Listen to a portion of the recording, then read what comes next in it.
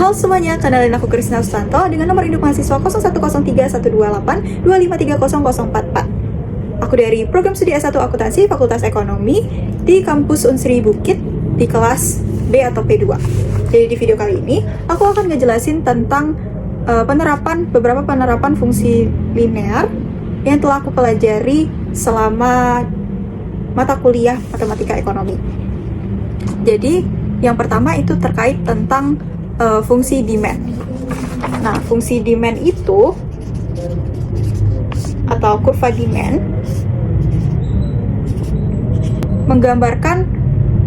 menggambarkan antara kuantitas yang diminta dengan tingkat harga. Atau ketika harganya itu naik, kuantitas yang diminta akan menurun.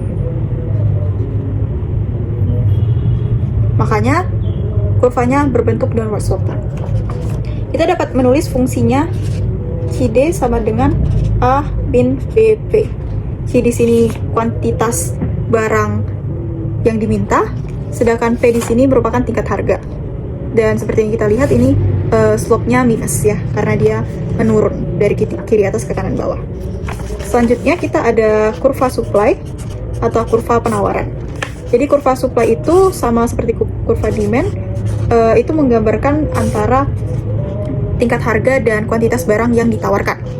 Jadi ketika harganya naik, kuantitas yang diminta itu kuantitas yang ditawarkan itu juga akan naik. Maka fungsi QS-nya A plus BP. Slope-nya naik juga. Sama ini kuantitas supply-nya, P itu tingkat harga. Dan ini slope-nya plus. Selanjutnya, ketika kita combine antara kurva demand dan kurva supply, demand supply, itu kita akan menemukan titik yang namanya titik equilibrium. Jadi titik equilibrium ini ketika di tingkat harga tertentu,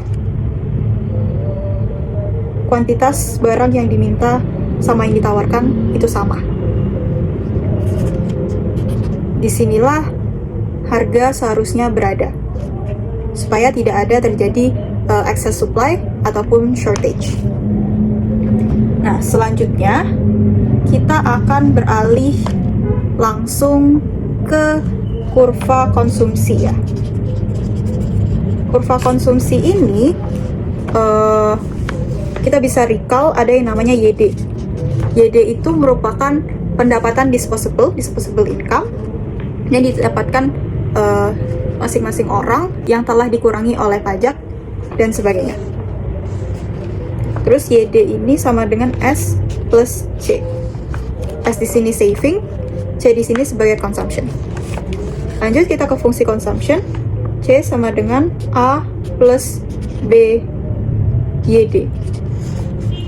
A di sini sebagai konsumsi otonom, B di sini sebagai slope daripada kurva konsumsi itu sendiri, atau bisa kita sebut sebagai MPC. MPC merupakan marginal propensity to consume yang juga dapat kita hitung menggunakan rumus delta C per delta Y. Jadi di sini sebagai disposable income. Terus kita ke kurva saving. Kurva saving itu sama, mirip kayak kurva C, tapi yang bedanya ada minus di depannya. Nah, kenapa ada minus di konsumsi otonom? Jadi konsumsi otonom itu sebenarnya apa sih? Konsumsi otonom itu adalah konsumsi yang terus dikeluarkan setiap bulannya, walaupun orang tersebut tidak ada income. Jadi misalkan makan, pengeluaran untuk makan, pengeluaran untuk kebutuhan pokok yang memang harus dikeluarkan setiap bulan, walaupun mereka tidak ada pendapatan yang masuk. Nah, ketika tidak ada pendapatan yang masuk dan konsumsi otonom tetap harus dikeluarkan, maka mereka akan menggunakan tabungan mereka. That's why fungsi saving itu dikurangi oleh konsumsi otonom. 1 min B di sini sebagai MPC tadi. Nah, 1 min B di sini dapat disebut sebagai MPS. MPS itu juga dapat dihitung dari delta S per delta G. MPS itu apa? MPS merupakan marginal propensity to saving atau slope daripada saving itu sendiri. kita melihat ini 1 min B itu sama dengan MPS. Berarti kita dapat simpulkan bahwa MPC plus MPS itu harus sama dengan 1. Seperti itu. Dan ketika kurva konsumsi dan kurva saving itu kita gambar, maka akan berbentuk seperti ini. Jadi di sini ada YD dalam rupiah, di sini ada S, tingkat S dan tingkat C, saving dan consumption dalam rupiah juga. Jadi di sini ada konsumsi otonom, misalkan sebesar A, kemudian di bawahnya juga sebesar minus A. Di sini C-nya naik, di sini jadi kurva C. Dan di sini ada yang namanya C sama dengan Y. Ada kurva 45 derajat. Jadi kayak set gitu lah ya. Nah, ya gitu ya.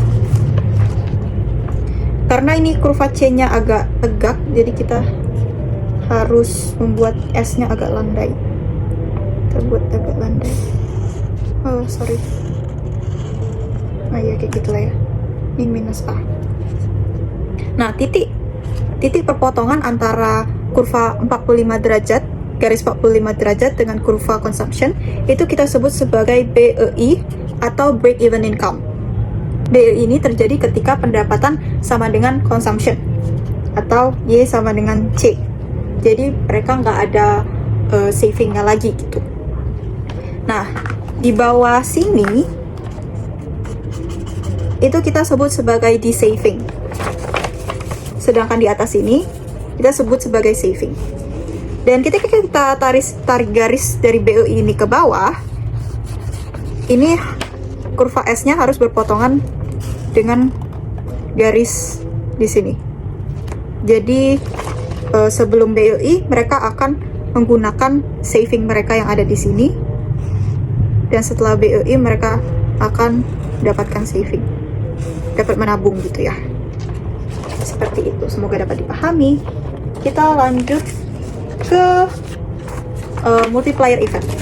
Jadi multiplier effect itu apa? Multiplier effect itu efek pengganda yang dapat mempengaruhi pendapatan nasional ketika salah satu elemen pendapatan nasional itu naik atau turun. Jadi misalkan misalkan pemerintah itu menaikkan investasi mereka, misalkan membangun di sektor bandara, membangun transportasi. Di sektor transportasi membangun suatu bandara misalkan. Nah, ketika mereka membangun suatu bandara tersebut, maka mereka akan meningkatkan roda perekonomian di kota tersebut. Jadi pastinya mereka akan beli bahan baku, meng-hire pekerja, terus juga bakal ketika meng-hire pekerja pengangguran turun, dan juga mereka dapat income-nya lebih tinggi, yang mana daya beli masyarakat jadi semakin tinggi juga, yang juga akan mensejahterakan para penjual. Jadi kayak roda perekonomiannya tuh bakal berputar berkali-kali lipat.